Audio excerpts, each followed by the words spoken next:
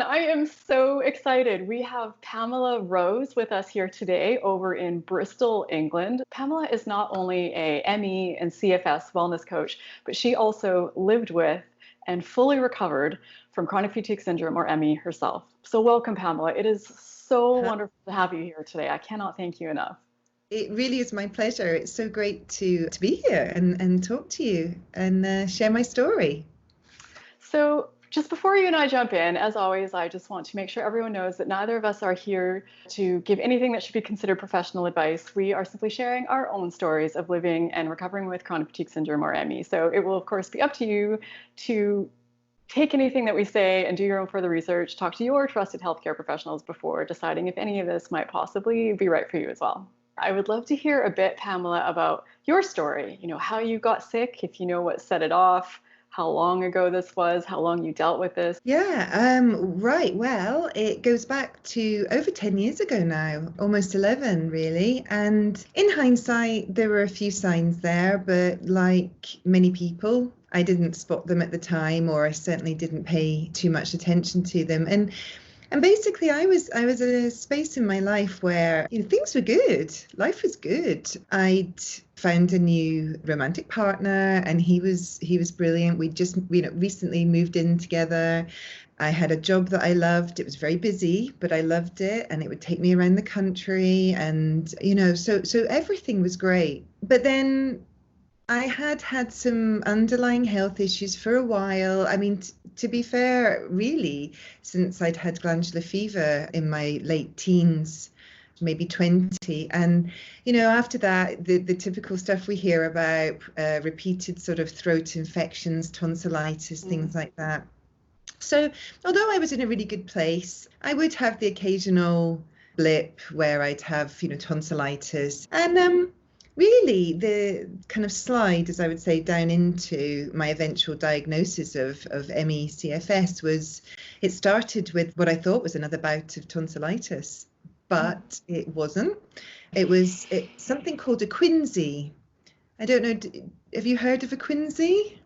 No, I haven't. I hadn't until I had one. It's an abscess on your tonsil. So it's not just an infection, it's an actual abscess sitting kind of behind, you can't see it. Not being over dramatic, but in the olden days, people would die of quinsies because it can eventually suffocate you. It just becomes so big and what have you. So I was quite poorly and eventually realized that it wasn't just tonsillitis. And luckily, my friend was a medical expert, diagnosed me by text message. And she said, that sounds like a quinsy. I think you need to get to A&E. And sure enough, I did. So that was the start. Walking into the hospital that morning, I was just somebody who had, was ill again. And that was the start of years, really, of this health challenge. So yeah, that was all very dramatic, ambulance trips, etc.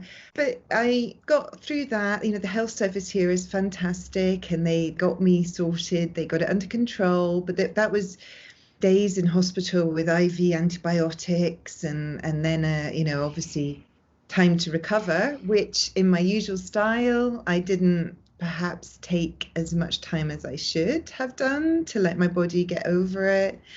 And then they decided to take my tonsils out because once you've had one quinsy, apparently they can return. And they did warn me that there was a small % chance of a post-operative bleed. And I was one of the unlucky ones that actually ended up, being included in that statistic. And that is when my body went, time out. That we just, we need to stop.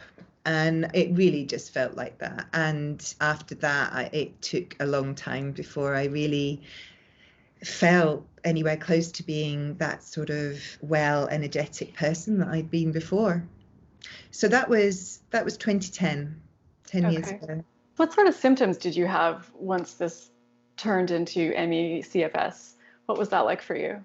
Sure. I mean, it was really, the obvious one, of course, is the fatigue. But as we know, it's not just you feel a bit tired. It's, that just you're bone tired, as I used to call it, coupled with the brain fog. It felt like I was sort of walking around with a kind of veil in front of me, between me and reality. Those were the first things. And at that stage, I still didn't really know what was going on. I was off work for a while, of course, but I did go back to work.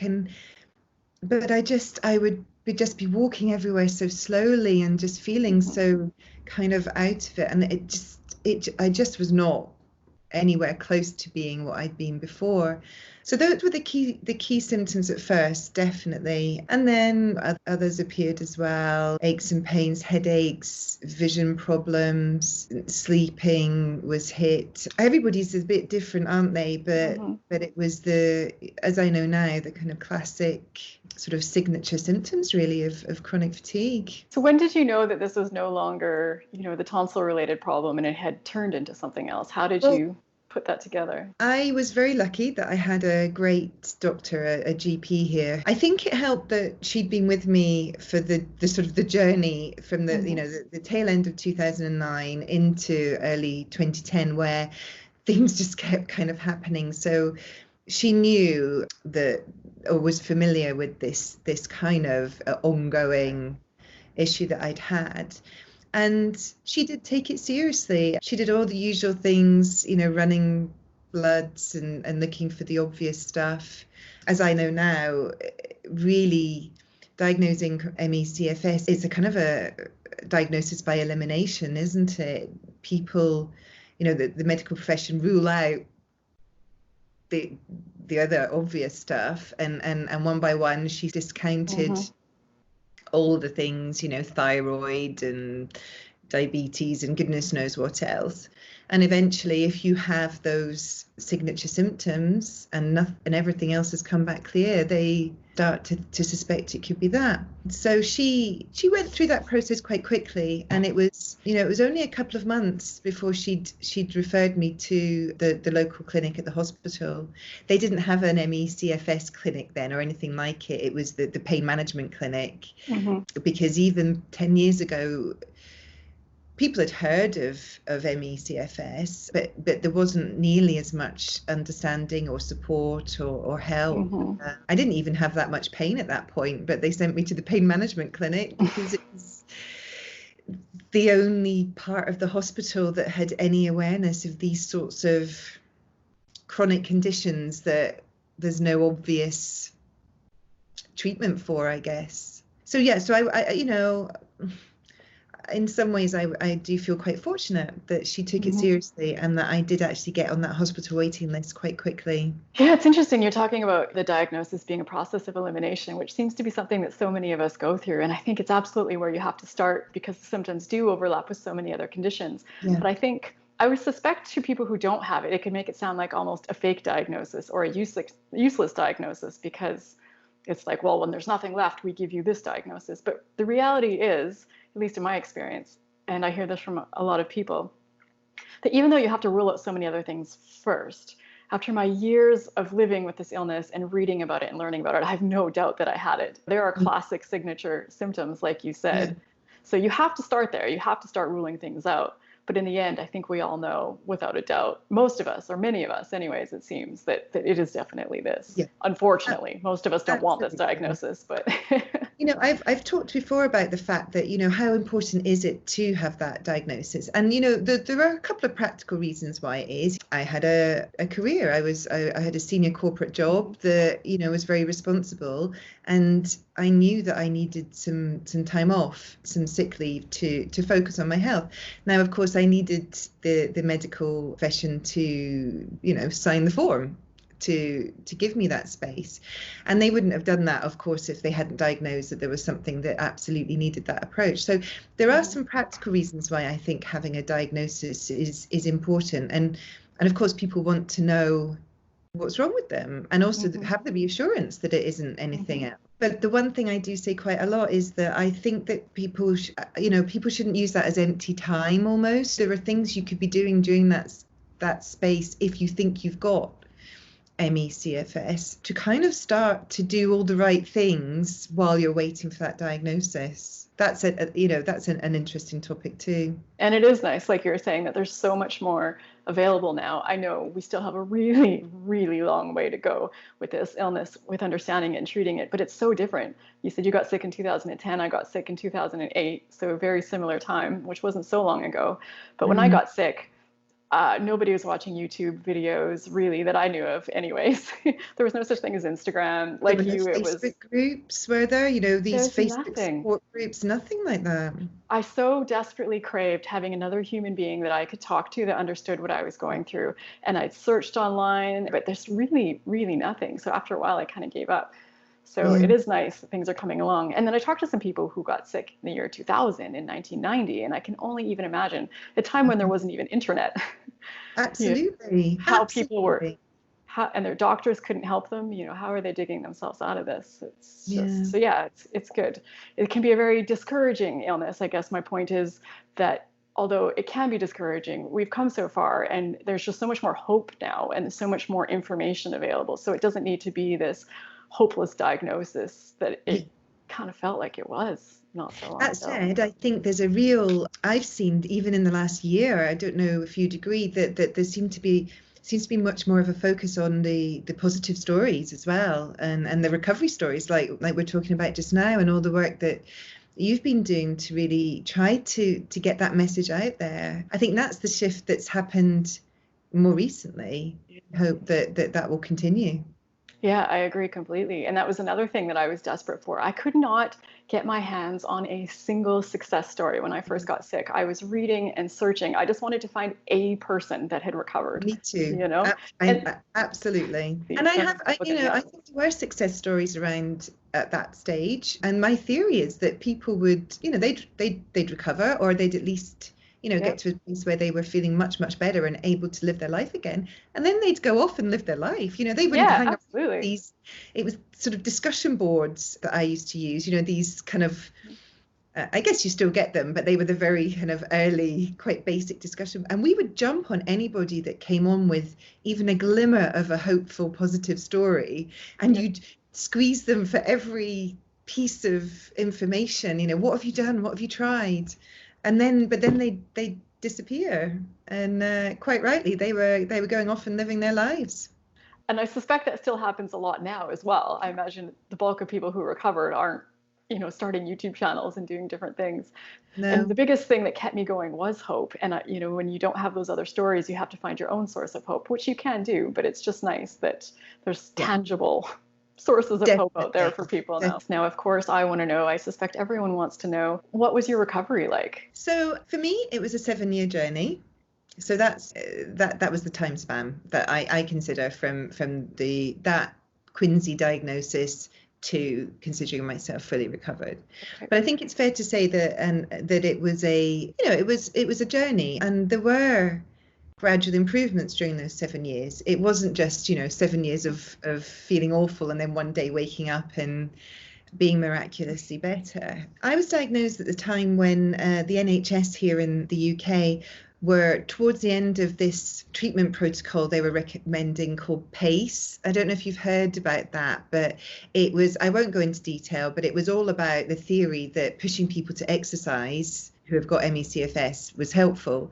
It's now recognised as actually being one of the more damaging things that the NHS, it really is now recognised as having been a complete failure as a protocol.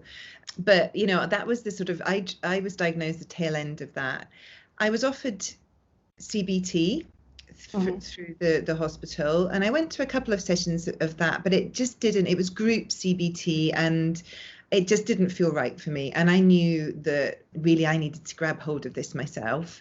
There wasn't much the medical profession could do as such. I still don't think there's much that they can do. You kind of get a sort of sympathetic shrug and a thumbs up, and they give you a few fact sheets about pacing and send you on your way. So I really grabbed hold of it myself. Pete, my then boyfriend, now husband, a bit of a spoiler there, he was great as well, and he really researched, and it was actually Pete who started to find there weren't many as you know, but started to find some interesting articles online that showed that paying attention to nutrition and perhaps certain supplements and some other techniques and alternative therapies could actually help, and that there were things you could do to try to get yourself through this and certainly improve how you were currently feeling and currently coping. I hadn't been given any indication at that point by the hospital that it was possible to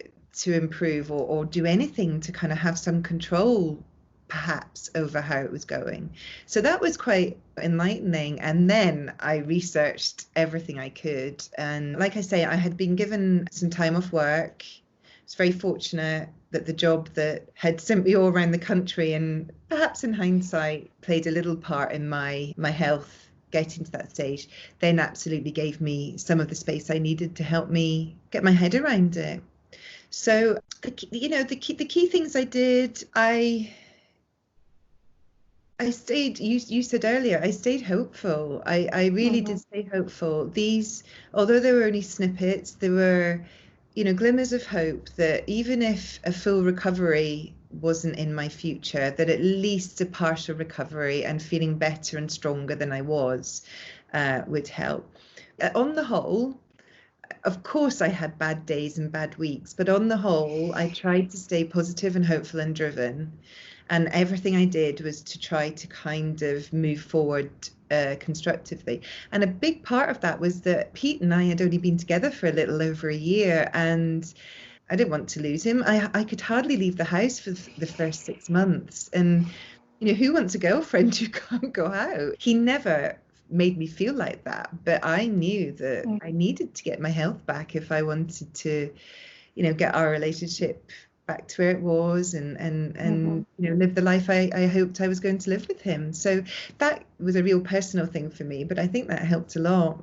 So positivity and being realistic as well about the fact that it could take time. Yeah, I think that's a big one. So you'd mentioned that your husband started reading about nutrition and diet and how that could help factor into recovery. So how did that factor into your recovery? I mean, it did play a part. I'd say the first thing was supplementation. Like many people with this condition, you read an article about something that's helped somebody and you jump on it. And I did go perhaps a little bit over the top at first, and it was too expensive to continue. But I tried quite a few supplements and then pared it down to a more manageable amount. I intrinsically felt that I needed to let my body rest and give it the space and time it needed, but also I needed to rebuild it. I needed to give it everything it needed to rebuild, get its strength back, and sort of know what it needed to do and be able to do it. So a lot of high quality mineral supplements, and although I did try to eat a healthy diet, especially for the first year or two, life was tough. I mean, it is, isn't it? It's tough when especially at the beginning. But I think that naturally evolved when I started to realize that, the supplements were helping. Right. I think without even being conscious of it, I just felt more drawn to eating perhaps a little bit more healthily because it was helping, and surely also improving my nutrition was bound to help too. Were there any specific supplements that you can recall that really stand out to you as having pulled their weight? Yeah, again, as you said at the beginning, we have to be careful about people thinking that this is in any way, I'm not recommending anything. Of course, but for you only. There won't be any that you haven't heard of or heard other people talk about. Vitamin D, definitely the spray rather than tablet form. I tried B12 for a bit. That didn't seem to help, but then of course that only helps if you are deficient in it in the first place. So I guess perhaps I wasn't. D-ribose for a period of time, not for too long, but when I got to the stage where I felt like I was ready to be able to start perhaps just pushing my energy boundaries a little bit and test how much I could do, I think that really helped to kind of falsely, create some energy that I could then use to kind of get things going. Because you've got to, as I learned, I've become much more of an expert in anatomy and physiology than I was before this, and you've got to use energy to make it. And I think that can be one of the issues that people find if you're not doing anything, getting those processes working and kicking off. So D-ribose, L-carnitine, alpha-lipoic acid, I'm maybe not pronouncing these properly, but that's what I became, what I came to know them as fondly. Those were the key ones. Oh, Okay. sorry. The big one, magnesium. Okay. Yeah, and like you said, it's going to be different for everybody, but it's still always interesting to hear the themes of what is helping people. I still take magnesium today, and I think Okay.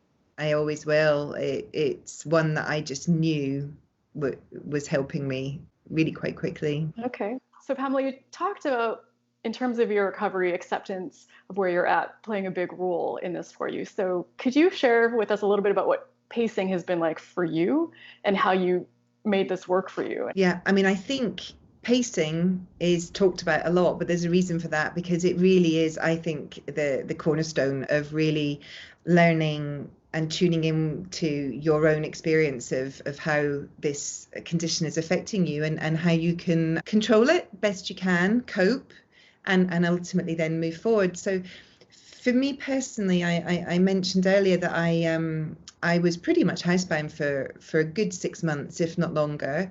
But then I realized that I would need to return to work at some point, and I enjoyed my job. I wanted to get back. So I agreed a phased return, which kind of almost naturally started to get me to explore what my boundaries were from an energy point of view. Those of us who have or have had ME/CFS or know people who have it, you've got this, the delayed onset fatigue is one of those signature symptoms. And it was for me such a difficult thing to get my head around and learn and identify what my own personal pattern was. Because again, I think it can be different for everybody. So I had to learn what my own, as I say, my baseline was, my energy baseline.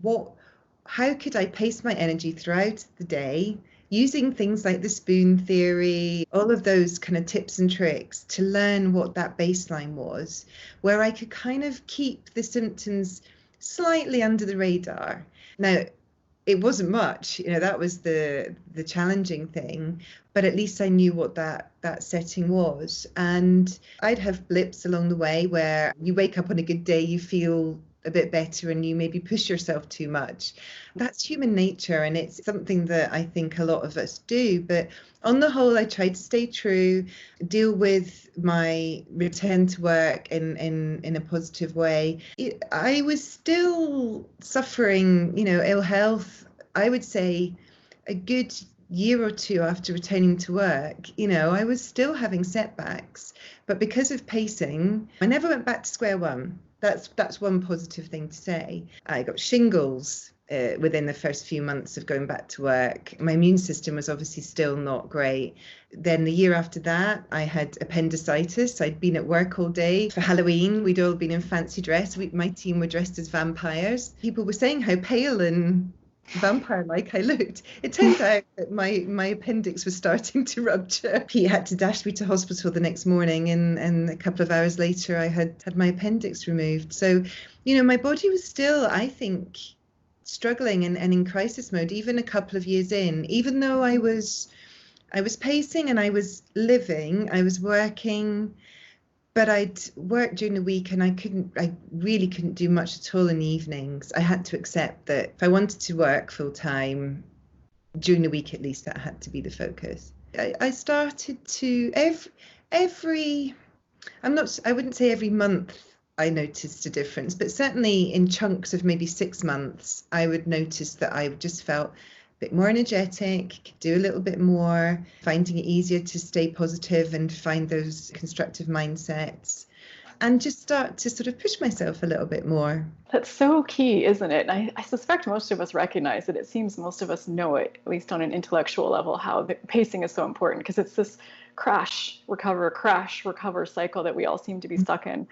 And for me as well, I found that I never eliminated health crashes completely in my recovery, but I was able to increase the amount of time between when they happened and limit the intensity of how bad they were. And it was pacing that got me to that point. And it wasn't until, for me, I stopped relying on willpower. I stopped relying on just hoping that I'd make the right decisions in the moment. Like, I actually had to come up with systems. I had to have a plan. I had to have a schedule. I had to have limits. I had to have timers set.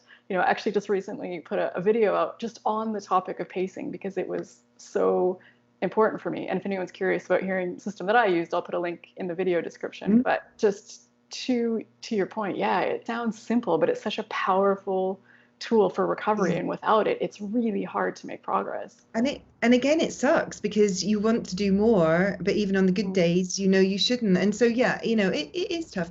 There's one more thing that I'd just like to mention as well, because I don't think I've mentioned it so far, and that was the cognitive element. So even if I wasn't doing much physically, if I was using my brain a lot, or I was reading a lot, or, whatever, using my mind a lot, basically, I could cause a flare up, a crash, whatever you want to call it. And I recognized quite early on the importance of having what I call empty brain time. Even things like if I was driving home from work, I wouldn't have the car radio on, I wouldn't have music playing, nothing like that.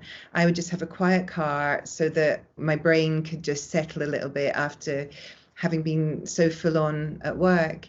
So that's something else that I think is a big recommendation from me to anybody watching this, to just, even if it's just 5 minutes a couple of times a day, go and sit and do nothing. And that isn't just sitting on your phone or listening. There's a difference between relaxing and having no brain stimulation at all.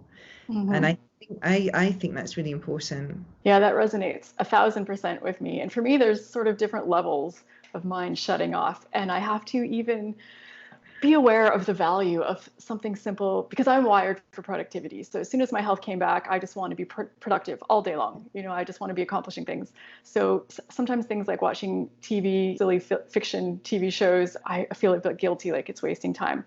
And I do structure in and schedule in things like meditation and that absolute quiet. But I've also come to appreciate the value that something like spending an hour at the end of the day just relaxing with my husband and watching a TV show together and laughing.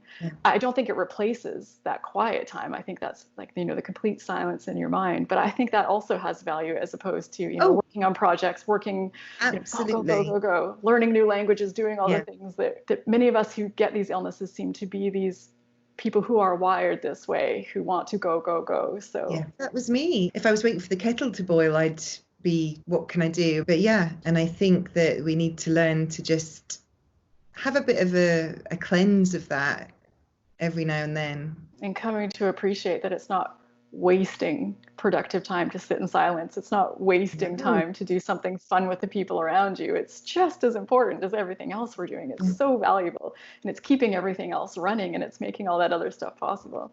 So I'm glad you brought that up. I think it's really important, and I don't think we talk about it enough. Okay, so we've talked about things that have contributed to your recovery, things like diet, supplements, it sounds like mindset, and overall strong mental health, pacing. These things have all been really important. So what about exercise? I always ask about exercise because it was a big part of my recovery process. So I'm always curious to hear how this played into everyone else's story. So was exercise or movement or anything like that a part of your recovery? And if so, what did that look like for you?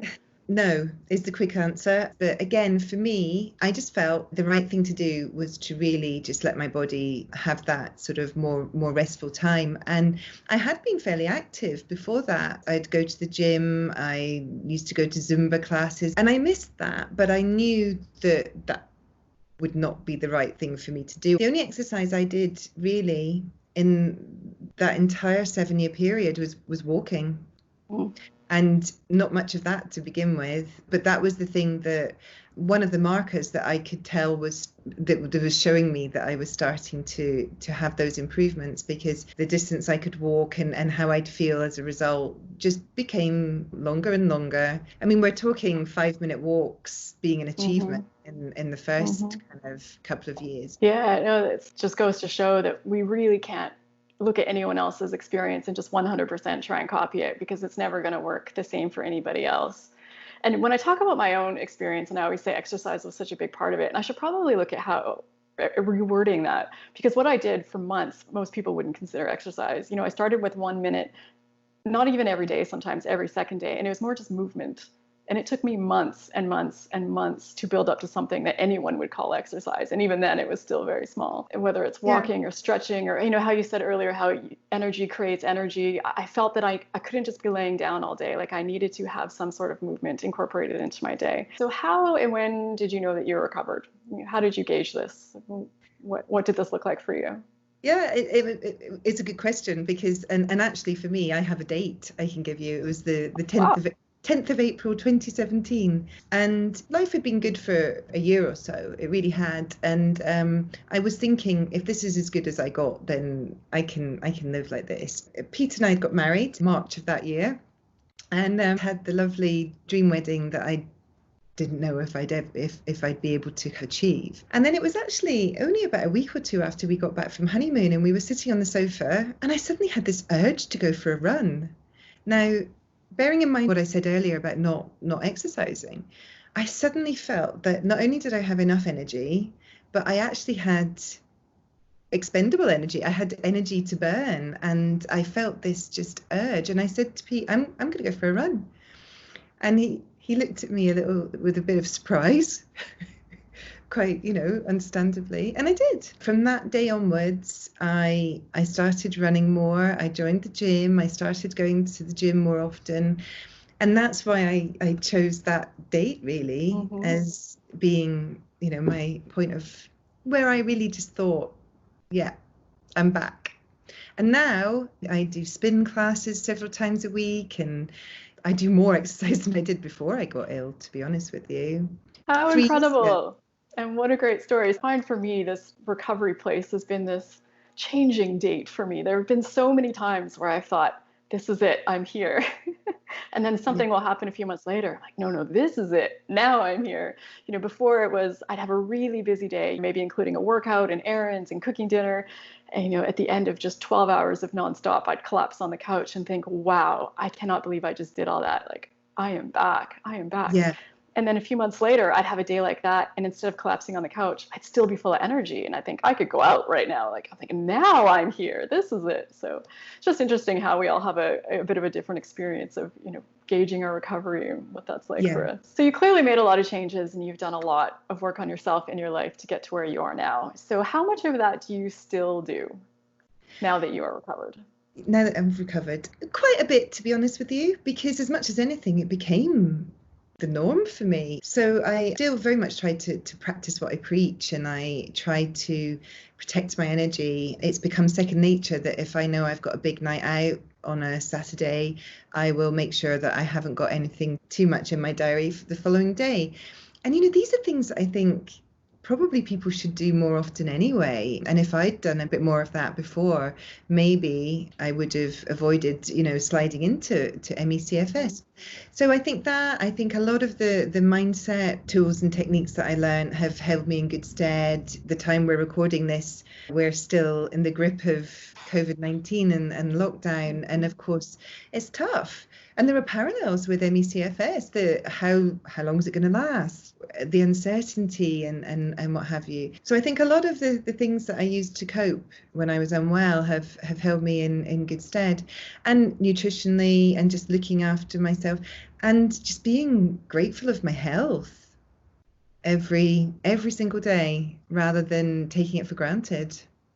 So it sounds like recovery is basically just, business as usual. You're still doing most of it. In fact, it sounds like you might be doing more. Like you said, you're exercising more than you were. And yeah. Looking after myself, and for so many of us, it seems to be things that fall under the heading of lifestyle medicine that get us well. So it makes sense. It's not things that just stop. It's not a surgery or a magic pill or something that gets us out of this, for most of us anyways. People talk about trying to get their life back, and I think actually most of the time you don't want the life you had, because that's what made you sick in the first place. It's about moving towards this, as I would call it, rescued life. You've achieved your life rescue. You've got to the stage where you've got this great new life that you've built with all of the lessons that you've learned. And I would never say that I am grateful that this happened to me and that there's good that's come out of it. It was awful, and I wish it hadn't happened, but it did happen. And I've taken that forward into the wonderful life I'm living today. Yeah, that's really wonderful to hear. It sounds like it's like so many of us. It's a hellish experience. I wouldn't wish it on anybody. It can be torture. It can just be really incredibly difficult and stressful and horrible. The silver lining being that you come out of this a better person. And like you said, not getting your life back. It's so funny how most of us think that we want our whole life back. That's what we're fighting for. And then you finally get there, wherever that is. And you find you want something new. Thank you so much for sharing your story today. This was so helpful and just so wonderful to hear a bit about your journey. Oh, it's been my pleasure. It's been lovely to talk to you. And I'd love to hear a bit more about your ME/CFS wellness coaching that you do. Yeah, well, I mean, just very briefly, I suppose one of the biggest changes or things that I took from this was once I did feel that I'd recovered, I built the strength and the confidence to change that corporate career that had kept me so busy.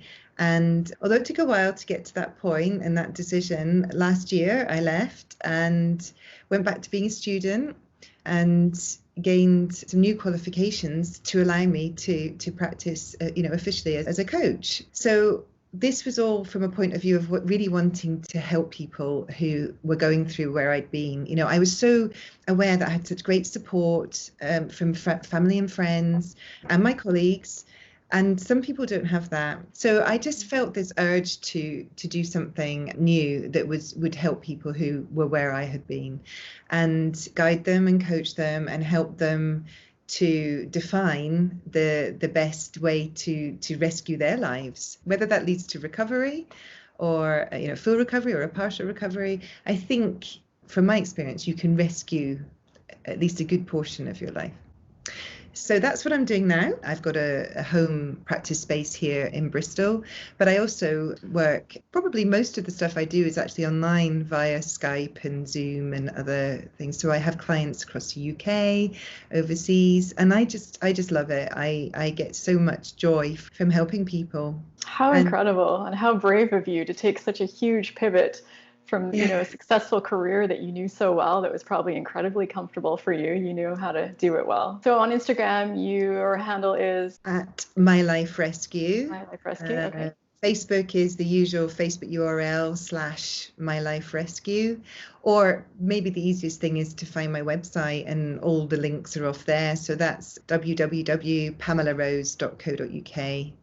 I'll make sure all of this is in the video description, and it's been up here on the screen. So anyone who wants to reach out to Pamela, please do. I'm sure she would love to hear from you. I just think it's so wonderful. Our community needs all the support it can get. It's hard to fully enjoy and appreciate being recovered when you still see so many people that are suffering every single day all over the world. And we may not know exactly what they're going through, and their illness may be at different levels of severity or whatever they've got going on, but it's just this empathy that it's no way to live. So I think that's why there are so many of us that come back somehow in some capacity, just want to be there for people and support them in whatever way we can until they also pull themselves out of this. And the people I help, that's one of the things they say. I can talk to them from that point of empathy, and I know how they feel, or at least I have a good idea about how they feel. No, I think that's really great. So yes, please reach out to Pamela. Also, always reach out to myself as well. I'm Raelan.Agle on Instagram, Raelan Agle on Facebook.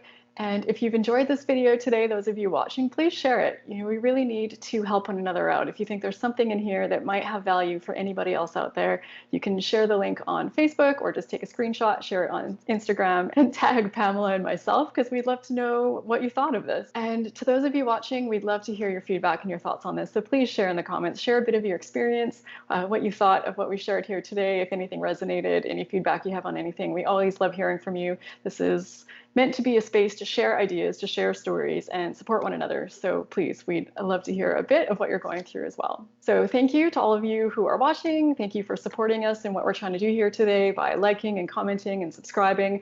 I've got more interviews scheduled and coming up, which is really exciting, including some more full ME/CFS recovery stories. So if you haven't already subscribed, you're going to want to do so, because you're not going to want to miss those. So thank you again, Pamela, so much for joining us today. This was incredibly valuable. Thank you. It's been really great to talk to you, and I just hope my story, if it inspires one person, then it's been worth it. Oh, I'm sure it will inspire many. So thank you. Thank you to everyone who is watching, and that's all for today. I will see you in the next video. Take care, everyone.